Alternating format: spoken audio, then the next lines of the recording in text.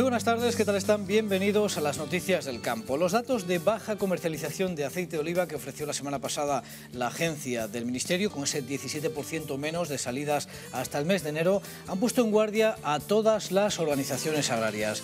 En un comunicado conjunto publicado hoy mismo explican que ya han solicitado por carta al ministro de Agricultura una reunión monográfica para abordar precisamente lo que llaman la crisis de rentabilidad del olivar español, porque aunque reconocen la mejoría que han experimentado los precios, aseguran sin embargo que los costes son similares a los de campañas de mayor producción y 3 años consecutivos de pérdidas por debajo de costes pues acreditan esa situación crítica, dificultan, dice, la viabilidad de las explotaciones.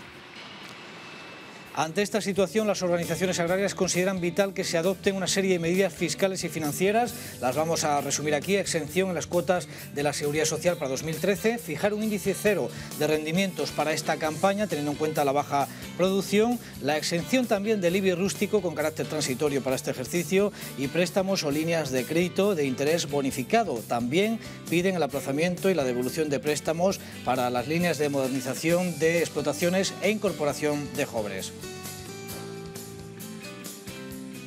Y habrán podido ver estos días los daños que las nevadas de la semana pasada han tenido en tantas zonas de cultivo, por ejemplo, de Andalucía, del Levante.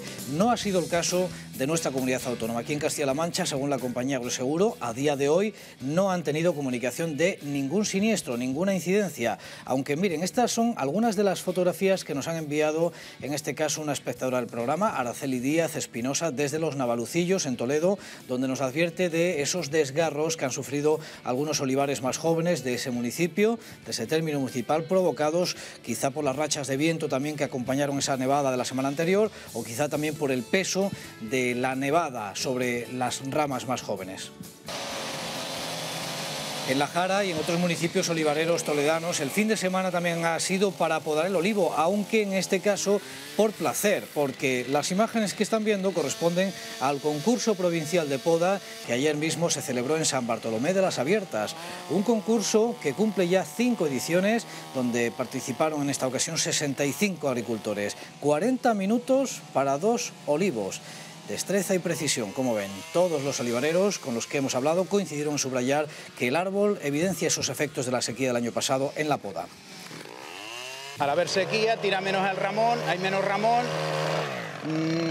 no renuevas tanto porque tira menos el ramón por la sequía y entonces pues no puedes quitar mucho, porque si quitas mucho este año que viene le toca descargar aceituna y si hay poco ramón no llevan aceituna, está claro. Entonces hay que dejar y lo que haya que quitar en un año, quitarlo en 2 veces. Yo podo 2 no y 1 sí. Y me gusta dejar la oliva acompañar para que eche aceituna y la verdad es que yo digo una cosa, en la poda no se debería atacar tanto, arrapar tanto de los cortes, porque pasa que luego llega el vibrador, la coge y por donde arrapas tanto el corte, salta la rama. Salta la rama. Bueno, en el olivar están terminándose también los trabajos de poda de temporada, como también, por ejemplo, en la viña, unas tareas que generan cada año toneladas de restos muy apropiados como biomasa. El asunto va a llegar mañana a la Comisión de Agricultura del Congreso de los Diputados mediante una interpelación al Gobierno para preguntar si tiene algún plan de reciclado de estos residuos. Con datos de 2011, en Andalucía, por ejemplo, solo el 2,3% se dedicó a la generación de electricidad y otra pequeña fracción, un 5%, fue astillado e incorporado al suelo. Hay que recordar que la Unión Europea ha hecho del denominado Eje 20-20-20 uno de las prioridades de su política para garantizar la sostenibilidad de los sistemas naturales.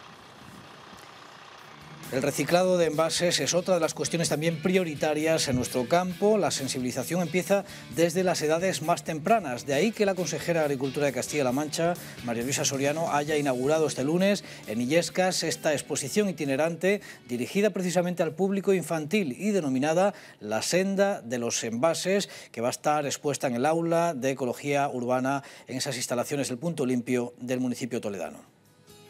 Alivio generalizado entre todos aquellos viticultores de Castilla-La Mancha que tenían que ejecutar el proyecto de reestructuración de viñedo y no encontraban plantas. Un problema que contamos aquí en su día en el campo, en este programa, y que al final parece haber solucionado la Consejería de Agricultura.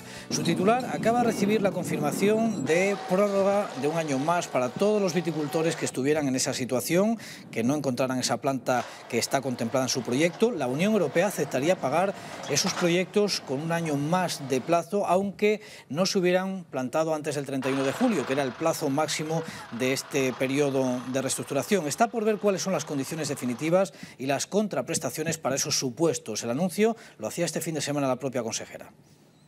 El Ministerio nos acaba de conceder, y lo anuncio aquí en Alcázar, esa prórroga de un año para finalizar los proyectos de reestructuración y, por tanto, que nuestros viticultores tengan hasta julio del 2014 para llevar a cabo los proyectos de reestructuración. La noticia nos ha parecido bien. Estábamos asustados porque no encontrábamos planta la que queríamos todo el mundo. Ya no tiene la incertidumbre de decir que me quedo fuera del proyecto, y así por lo menos pues ya tienes otro año más para preparar mejor la situación. La noticia no solo ha sido bien recibida por los viticultores que estaban en esa situación, sino también por los propios viveristas, que podrán planificar ahora mejor los injertos, vista la fuerte demanda que están teniendo algunas variedades como la Irene o la Macabeo. Ampliar el plazo de las ayudas de la subvención de la reestructuración a nosotros nos daría tiempo para poder suministrar al agricultor, al viticultor, la planta que necesita, de estas variedades requeridas que este año no se han podido suministrar.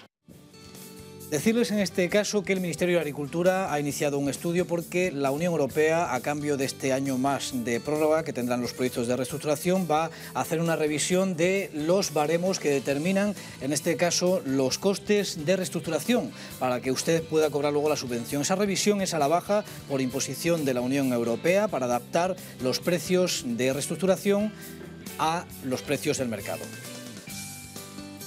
Los que ya tenían las plantas a buen recaudo no han tenido que pasar estos apuros estos días hasta conocerse la ampliación del plazo, como la familia, por ejemplo, Sánchez Crespo de Villarrubia de los Ojos, que nos ha grabado este vídeo, lo ha enviado al correo electrónico, con toda la familia ahí poniendo la planta ya injertada. En este caso se ha optado por la Irene 110, confiando en una buena adaptación al terreno, sobre todo después de la humedad de estos días.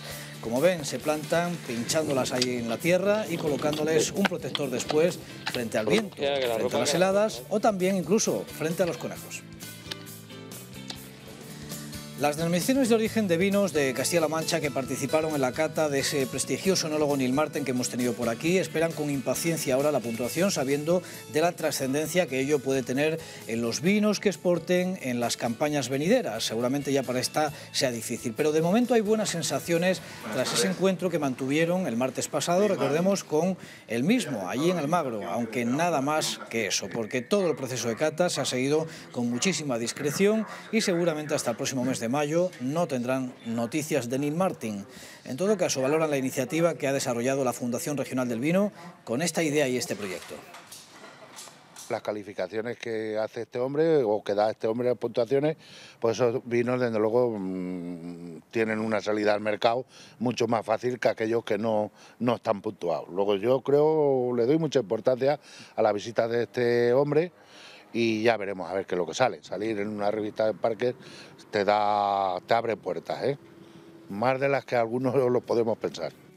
Más cosas. La organización agraria Asaja ha pedido a la Consejería de Agricultura que resuelva los expedientes de incorporación de jóvenes de la campaña pasada, lo que se convocó en marzo justo de hace un año. En un comunicado aseguran que si los jóvenes no disponen de esa resolución aprobatoria de la Consejería, podrían tener problemas en la percepción de las ayudas, porque si se dan de alta en la actividad en el régimen de la Seguridad Social o acceden a los derechos de pago único de la Reserva Nacional, dejarían de cumplir con los requisitos de nuevos jóvenes incorporados que establece esa orden. Para poder cumplir con ellos tendrían que verse obligados a esperar un año para iniciar la actividad.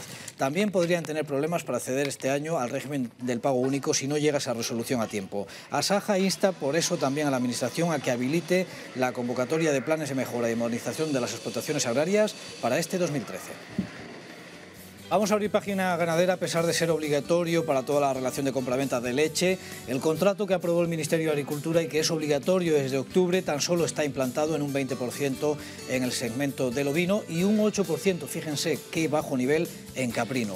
Los ganaderos creen que adolece de cuestiones básicas para que sea realmente efectivo, como un índice de variabilidad para el precio que recoja los costes mínimos de producción de las explotaciones y también las fluctuaciones que puede haber durante la campaña. La interprofesional INLAC, por cierto, ha solicitado ya a la Universidad Autónoma de Madrid un estudio para determinar cómo calcular esos costes de explotación. Otro de los problemas del contrato es la estacionalidad y la dificultad de firmarlo a medio o largo plazo. Hay que buscar un índice de referencia como en el vacuno. Ese índice de referencia estaría basado en los costes de producción de los ganaderos, en el precio del queso, en el precio de la mantequilla, en el precio de los yogures, y con todo ese conglomerado pues se ha encargado una empresa, bueno, en concreto a una universidad, para que realice ese índice donde nos podamos guiar para marcar los precios variables de la leche según la estacionalidad, según los costes de producción y según el mercado, el queso, el precio que tenga. Vamos a repasar cómo están las cotizaciones del cereal en este caso. En las últimas sesiones vemos estabilidad, parece que los precios están estancados a la espera de movimientos comerciales ahora en marzo, y así lo reflejan las cebadas, los trigos y el maíz para secadero, que como ven repiten precios sobre la semana pasada. Bueno, las nevadas parece que han quedado ya atrás, aunque al correo electrónico siguen llegándonos fotografías de esos campos nevados la semana pasada aquí en la región, del jueves en concreto, en este caso fotografías que nos envía Matías Martínez desde Carrizosa. Ahí en Ciudad Real, totalmente ocultos los olivares, como ven, bajo la nieve, aunque al final nos cuenta que no ha helado y parece que eso no afectará, por tanto, a la cosecha del año que viene, que todavía está por ver cómo viene la floración del olivo ya para el mes de mayo. Bueno, en año de nieves, dice el refrán, los prados y las siembras crecen. Aquí lo dejamos. Ahora vienen los toros y nosotros esta noche a las 9 menos 10 volvemos con el campo. Que pasen una buena tarde.